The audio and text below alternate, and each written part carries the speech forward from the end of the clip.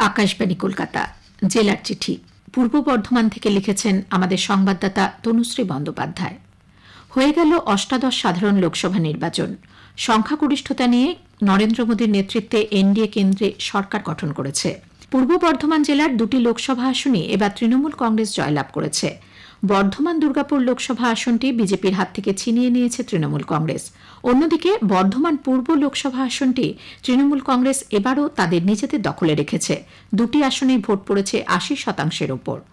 বর্ধমান দুর্গাপুর লোকসভা আসনে এবার ৮ জন প্রার্থী প্রতিদ্বন্দ্বিতায় থাকলেও মূল লড়াই হয়েছে তৃণমূল কংগ্রেস, বিজেপি এবং বাম কংগ্রেস জোটের মধ্যে।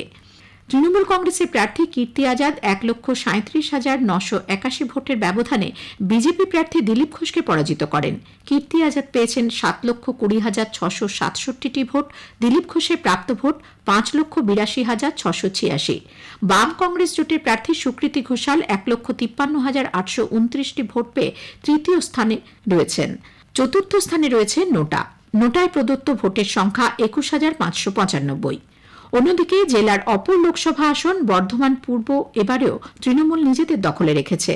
এবারে ৭ জন প্রার্থী প্রতিদ্বন্দ্বিতায় থাকলেও লড়াই হয়েছে মূলত বিজেপি, তৃণমূল কংগ্রেস এবং বাম কংগ্রেস জোটের মধ্যে। তৃণমূল কংগ্রেস প্রার্থী ড শর্মিলা সরকার ১,৬০,৫৭২ ভোটে বিজেপি প্রার্থী অসীম সরকারকে পরাজিত করেন। শর্মিলা সরকার পেয়েছিলেন ৭,২০,৩০২টি ভোট, অসীম সরকার পেয়েছেন ৫,৫৯,৭৩০টি ভোট। কংগ্রেস জোট প্রার্থী নীরব খাঁ ১,৭৬,৮৯৯টি ভোট পেয়ে তৃতীয় স্থান লাভ করেছেন। এখানেও চতুর্থ স্থানে রয়েছে নোটা। নির্বাচন পর্ব মিটলেও তার রেশ এখনো কাটেনি। ফলাফল ঘোষণার পর থেকে বিভিন্ন জায়গা থেকে ভোট পরবর্তী হিংসা, অশান্তির খবর মিলছে। অভিযোগ উঠেছে রাজ্যের শাসক দল তৃণমূল কংগ্রেসের বিরুদ্ধে। বিরোধী দলের কর্মীদের হুমকি, মারধর, কার্যালয় ভাঙচুরের অভিযোগ উঠেছে। যদিও সব ক্ষেত্রে তৃণমূলের কংগ্রেসের তরফে অভিযোগ অস্বীকার করা হয়েছে। প্রধানমন্ত্রী নরেন্দ্র মোদীর শপথ গ্রহণ অনুষ্ঠানের দিন উৎসবের আবহ দেখা গেল জেলার কালনা পূর্বস্থলী এলাকায়। হোমযজ্ঞাদি অনুষ্ঠিত হয়, গেরুয়া আবির খেলার পাশাপাশি চলে মিষ্টি বিতরণ। ফের তীব্র দাবদাহের কবলে জেলাবাসী। তাপমাত্রার পারদ উঠেছে 40°C। কাঠফাটা রোদ আর ভ্যাপসা গরমে একেবারে কাহিল জেলাবাসী। এরই মাঝে গত মঙ্গলবার সন্ধ্যায় বজ্রবিদ্যুৎ সহ বৃষ্টি গরমে হাঁসফাঁস অবস্থা থেকে কিছুটা স্বস্তি দেয় জেলাবাসীকে। তবে বৃষ্টির সঙ্গে মুহুর্মুহু বজ্রপাত হতে থাকে। সোম ও মঙ্গলবার বাজ পড়ে জেলায় 7 জনের মৃত্যু হয়েছে।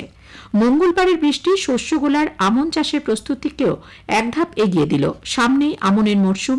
জুন মাস থেকে শুরু হয়ে যায় বীজতলা তৈরির কাজ। টানা দাবদাহের ফলে জলের অভাবে আমনের বীজতলা নিয়ে দুশ্চিন্তায় পড়েছিলেন শস্যগোলার চাষিরা। এই বৃষ্টি সেই কাজকে এক ধাপ এগিয়ে দিল। যদিও কৃষি দপ্তরের দাবি বীজতলা তৈরির জন্য এখনো সময় রয়েছে, তার মধ্যে পর্যাপ্ত বৃষ্টি হওয়ার আশা। বৃক্ষরোপণ, গাছবিলি সহ পরিবেশ বাঁচানোর ডাক দিয়ে নানান কর্মসূচির মধ্য দিয়ে পালিত হল বিশ্ব পরিবেশ দিবস। বর্ধমান বিজ্ঞান কেন্দ্রের উদ্যোগে এক অনুষ্ঠানে ছাত্রছাত্রীদের মধ্যে গাছ পরিচিতির এবং স্বর শুনে পাখি চেনার প্রতিযোগিতার আয়োজন করা হয়। সমগ্র শিক্ষা মিশনের আওতায় জেলার স্কুলগুলিতে সপ্তাহব্যাপী পরিবেশ প্রকল্প কর্মসূচি পালন করা হলো। কাঞ্চননগর ডিএন দাস হাই স্কুলে সপ্তাহব্যাপী নানা কর্মসূচির মধ্য দিয়ে ছাত্রছাত্রীদের পরিবেশ সম্পর্কে সচেতন করেন শিক্ষক শিক্ষিকারা।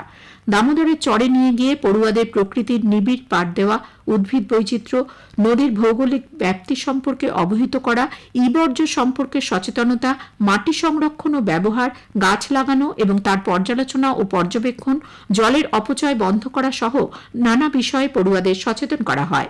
একটি স্বেচ্ছাসেবী সংস্থার উদ্যোগে শহরের ওই দিন বিভিন্ন জায়গায় পার্থেনিয়াম গাছও নিধন করা হয়। জেলার চিঠি শেষ হল। পূর্ব বর্ধমান থেকে লিখেছেন আমাদের সংবাদদাতা তনুশ্রী বন্দ্যোপাধ্যায়।